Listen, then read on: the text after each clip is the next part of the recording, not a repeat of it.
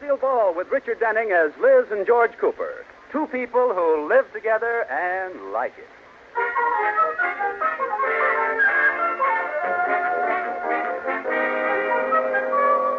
As we look in on the Coopers tonight, they've settled down for a quiet evening at home. Liz has discovered an intelligence quiz in a magazine, but she's having trouble getting George's attention because he is lost in a gripping, blood-curdling murder mystery. George. George. Oh. Pick him up. Bang, bang, bang. They got me, Liz. Oh, stop clutching your heart. Nobody shot you. Oh, what's the big idea? Well, now maybe you'll listen to me. Look, there's a quiz in this magazine we should take. Oh, wait a few minutes. I'm almost finished with this murder mystery. Put it down, George. I'll tell you who committed the murder. Don't tell me. But it'll save time. Liz! All the time I thought it was the gardener, and then it turned out Now to be... stop that, Liz. All right, I won't tell you. Thank you. I bet you don't even suspect the butler.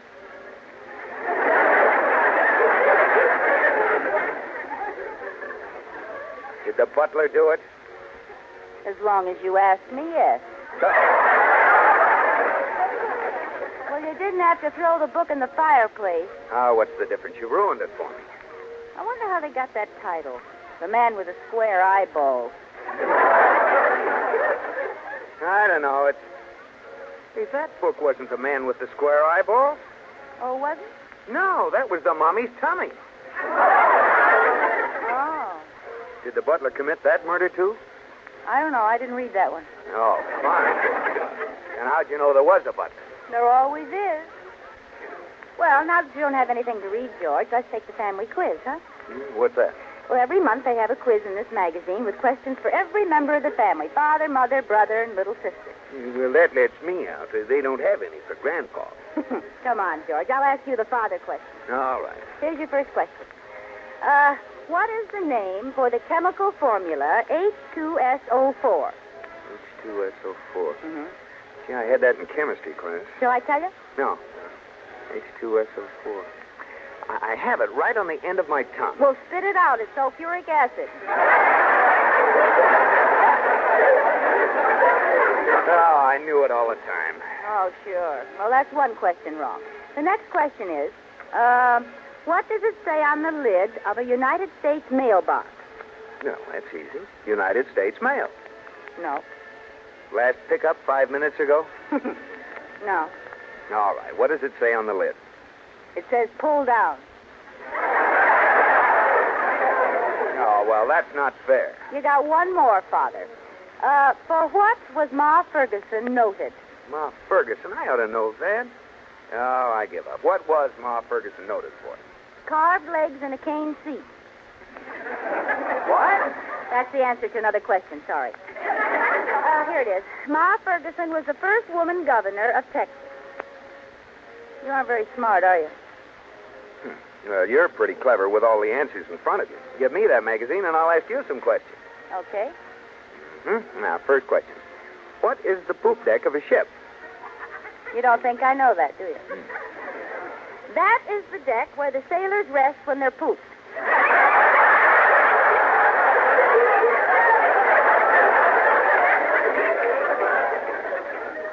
No, Liz. It's a raised deck on the stern of the vessel. I like my answer better. Now, never mind. Now, question 2. Does sound travel faster or slower in water than it does in air? That's a very good question. Well? Next question. All right. Chicle is the main ingredient of chewing gum. Where is the largest deposit located? Under theater seats. Oh, you're doing great. Well, I guess the questions for Mother are just too hard for me. Try me on the ones for little sister. I just did. Oh. You know something? We're stupid, and we ought to do something about it. I'll get a gun. 2 bullets, 1 for each of us. It'll be better that way. Oh, now stop that, George. I was never more serious. Dr. Guilfoyle, who made up this quiz, says if your score is under 50, you should improve yourself. Well, what was our score? -5. I'll go get the gun. George. You may be contented to live in a mental rut, but I'm not. I want to make you proud of me. I don't want to be proud of you. I want you just the way you are. Oh. Now, what's the matter? You don't have to be so obvious. You think I'm beautiful but dumb. I do not. I didn't say you were beautiful. Oh, I don't know what I mean. I'm going to send for Dr. Guilfoyle's book on how to improve yourself. Oh, forget it, Liz. That's just a racket. They write a hard quiz just so they can sell a book. Is that so? Well, look at the people who recommend this book. Truman and Goldwyn. Oh, yeah? What are their first names? Harry and Sam. Harry Truman and Sam Goldwyn? No, Sam Truman and Harry Goldwyn. I might have known. Well, just forget Dr. Guilfoyle and his book, Liz. Are you satisfied to stay stupid? Yep. Oh, George.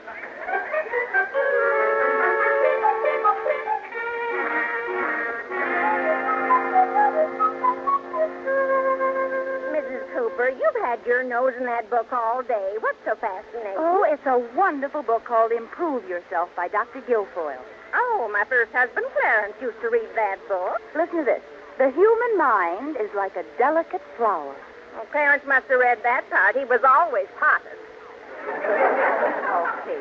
Now, Dr. Guilfoyle has 3 wonderful rules to help you impress people and make them think you're well informed. What are they? Learn 10 new words a day, be a good listener, and have one subject down cold so you can always steer the conversation around to it. You know, that makes sense. I've learned my 10 new words for today, and I put them in a sentence. What is it? By assiduous application, I have promulgated a plethora of altruistic ubiquity and lugubrious perspicacity.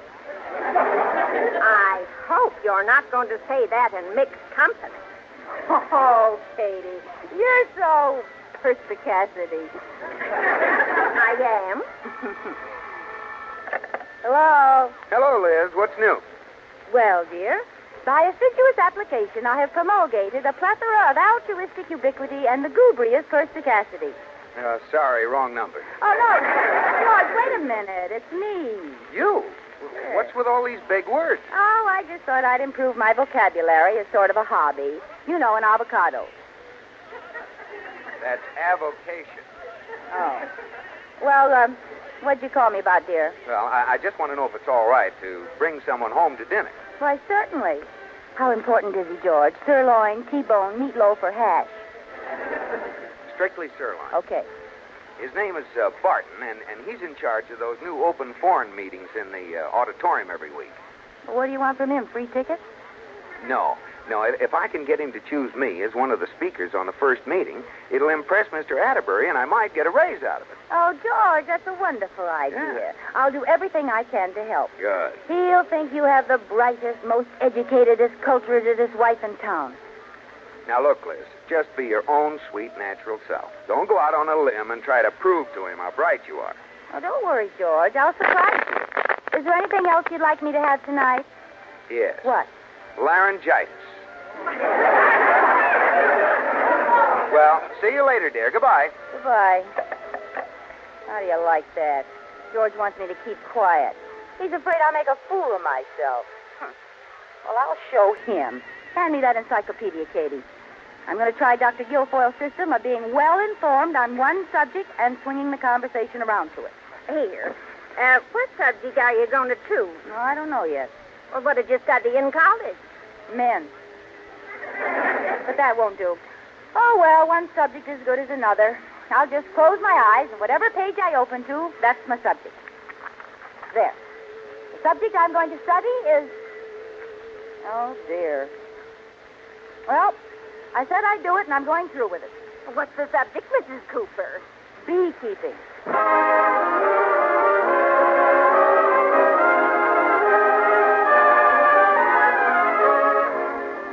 George is bringing Mr. Barton home to dinner with an eye to being invited to be one of the speakers on his forum. Liz is all set to surprise them with her new 3-point intellectual program. Use big words, be a good listener, and be well prepared on one subject. In Liz's case, the subject is bees.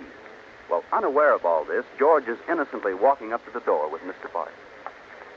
Well, this is our little house, Mr. Barton. Yes, very nice, very nice. I'm anxious to meet your wife, Miss Cooper. Oh, you'll like her. Liz is a swell gal.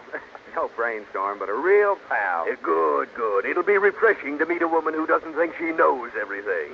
In the work I'm in, all I meet all day long are intellectual females. Oh, then you'll love Liz. Liz, honey, we're here. Oh, good evening, darling. This is Mr. Barton, Liz. My wife, Mr. Barton. Well, I've certainly been looking forward to meeting you, Mrs. Cooper. The plethora is all mine. Yes. What did you do today, Liz? Oh, the usual hypothetical altruisms.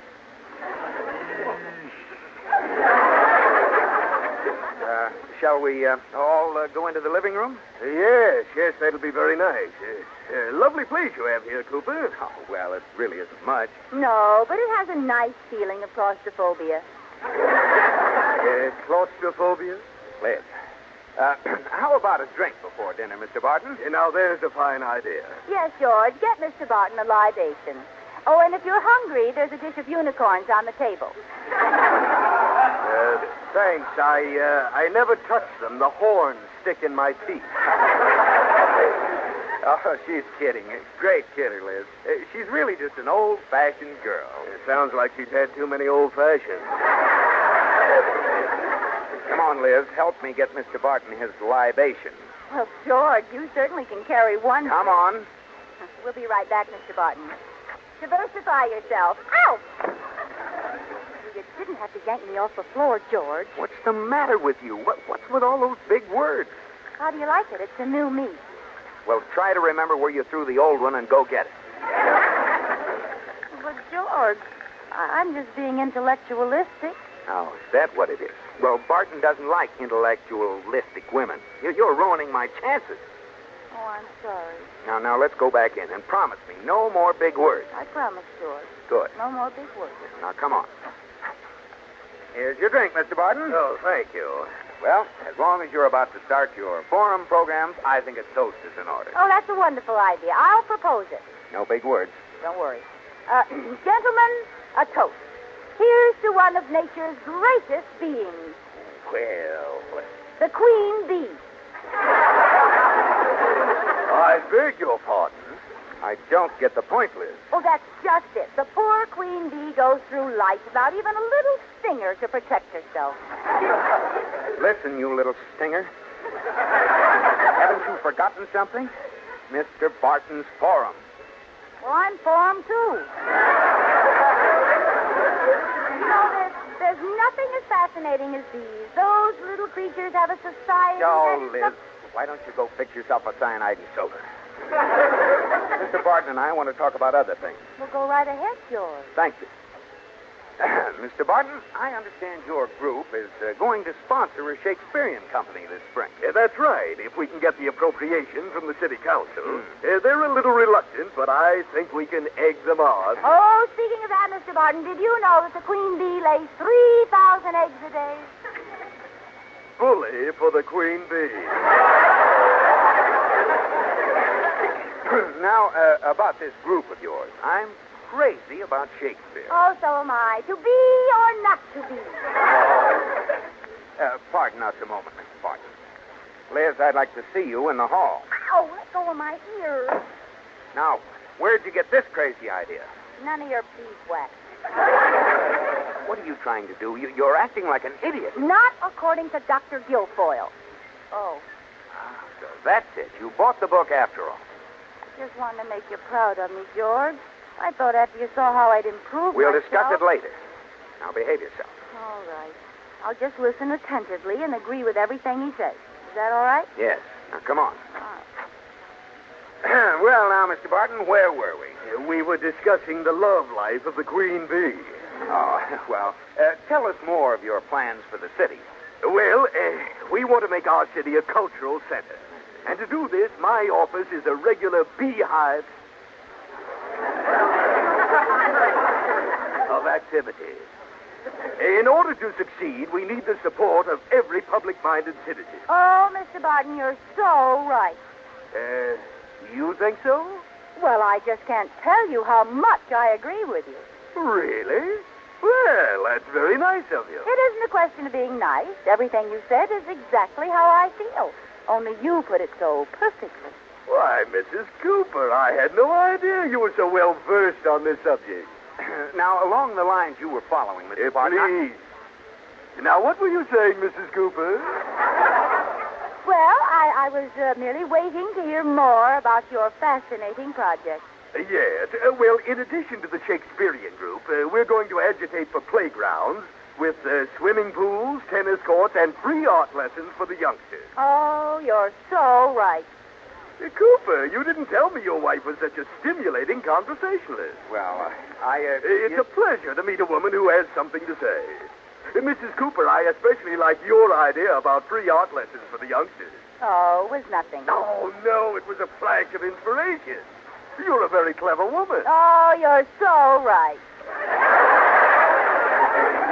Oh, brother.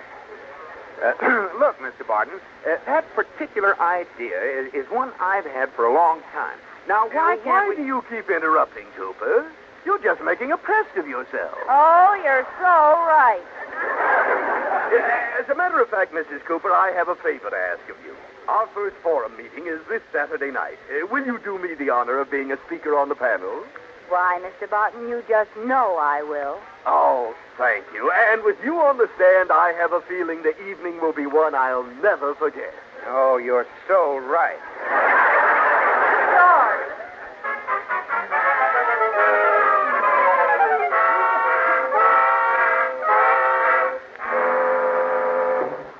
George, you've done nothing but grumble for the past 2 days. Well, I wonder why. I bring Barton home, and he ends up asking you to appear on the forum. You're just jealous. I am not. If your eyes get any greener, you can stuff them with pimentos. Oh, Liz, be serious. You're not going through with this, are you? Of course I am. Well, do you know what the subject for discussion is? Yes. The effect of jet propulsion and supersonic flight on the future of aviation. Well? Now, don't worry about me. I've been preparing for the forum all day. By studying aviation? By buying a new dress. But the audience will want to hear about planes and flying. You can't possibly hold their attention. No? Wait till they see my new dress. Got a dive bomb neckline. Now, why don't you let me take your place, Liz? I am an expert on the subject. George, you are not an expert on aviation just because you were assistant air raid warden on our block. That's not what I mean. You'll have to discuss aviation with Colonel Davis, one of the foremost authorities, in front of an audience. Now, you can't just sit there and say, "Oh, you're so right." I know it. I've been in the public library all afternoon studying up on it. I have a little speech all memorized. All right, let's hear it. I'll be Barton. Mrs. Cooper, what do you feel is the future of aviation since the inception of supersonic flight? Mr. Barton, I'm glad you asked me that. Ladies and gentlemen, the first successful airplane was built by Wilbur and Orville Wright. Now, there's a scoop. Be quiet. Wilbur was born in Millville, Indiana in 1867, and Orville was born in Dayton, Ohio in 1871. That should have the audience on their feet cheering. Now, Liz, you're not really going to talk about the Wright brothers, are you? Certainly. But what have they got to do with the subject? Well, if they hadn't invented the plane, it'd be a lot harder to fly these days. Those boys would be up there hanging on to nothing but a hot jet. I give up.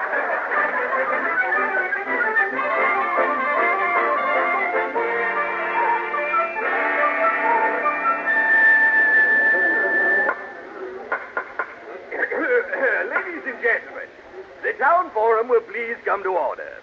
There's been a slight change in tonight's program. Colonel Davis, our jet plane expert, will not be with us. He started here from Los Angeles, but he got slightly mixed up in a snowstorm and has just cabled us from Bombay, India. In Colonel Davis's place, we have that famous authority on Alaska, Mr. Scott Campbell. Now, this, of course, will change our subject for tonight's discussion to Alaska. Oh, brother. What's that, Mrs. Cooper? Relative in the audience. Hello, brother. Yes. Well, on with the forum, and let's see if we can't get a little heated discussion underway. We all know how Mr. Campbell feels on tonight's subject. Mrs. Cooper, how do you feel? I don't feel so good. Oh, come, Mrs. Cooper. Start the ball rolling. All right. Mr. Barton, Mr. Campbell, ladies and gentlemen. In my opinion, the way I feel about this subject is, Wilbur and Orville Wright built the first successful airplane. Wilbur was born in Millville, Indiana. Mrs. Cooper, pardon me. I think you're still on the old subject. Oh, you're so right. The subject is Alaska. Will you continue? You want me to continue? Yes. While Orville was born in Dayton, Ohio. No. When are you going to get to Alaska? Let me get the plane invented and I'll fly up there. I knew I shouldn't have asked a woman up here. Mrs. Cooper, would it be possible for you to continue without mentioning your friends, the Wright brothers? It certainly would. Friends of Alaska, we must remember that the queen bee lays 3,000 eggs a day. I knew it. Mr. Campbell, take over. Yes, thank you. There are 72,000 people living in Alaska, and 20,000 of these are children. What about their education, their future? Who is responsible for these children, Mrs. Cooper? Do you really want me to answer that? You wouldn't dare. Who is responsible for these children, Mrs. Cooper? Wilbur and Orville Wright.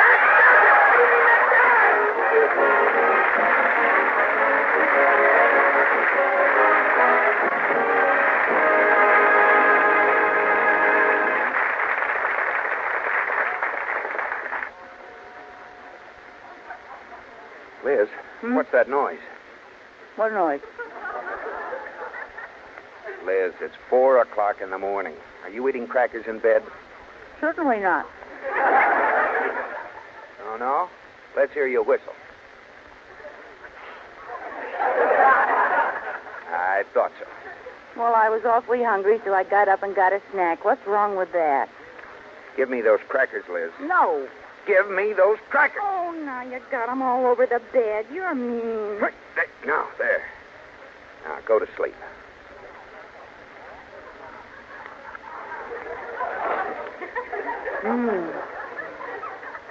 Liz?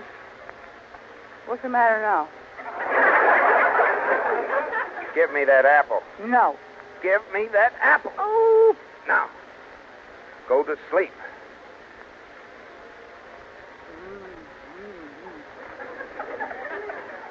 Are you eating again? I'm not making any noise. What are you eating? I'm not making any noise. Now leave me alone. Give it to me, Liz. No. I'll take it away from you. You'll be sorry. Give me that. What was that? A glass of cold milk. Good night, George.